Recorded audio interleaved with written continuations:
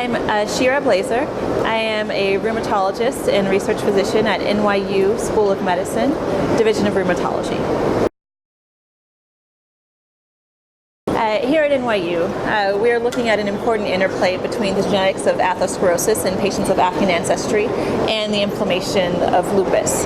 So we have a biorepository of over 600 lupus patients. Of those, about a third are African American, and we've genotyped over 100 of these patients for these common polymorphisms in the ApoL1 or apolipoprotein L1 gene.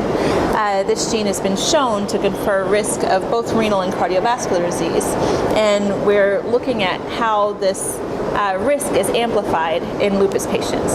So of these 100 patients, we've looked back through their medical chart and retrospective study design for incident cardiovascular disease. So things like stroke, MIs, history of peripheral vascular disease, all these indices of atherosclerosis.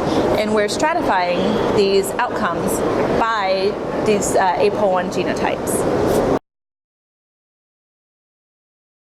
So we actually found that the patients who have ApoL1 polymorphisms, even the ones who are heterozygous for the polymorphisms, do have an increased risk of atherosclerotic disease.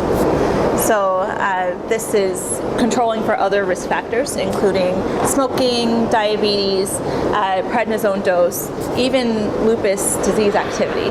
So this suggests that there really is an effect of the genotype on atherosclerotic risk.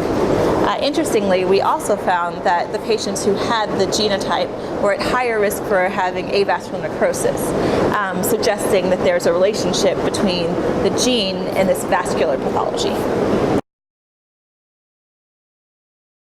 So I think ApoL1 polymorphisms have been a little controversial because not everyone with the polymorphism in the general population will develop a risk phenotype. But in patients who have lupus and lupus-related inflammation, these genes may be more important. So when you're treating your patients, your African-American lupus patients, it's worth thinking about whether or not they have these genotypes, and in the future, it may be prudent to genotype all of our patients for ApoL1.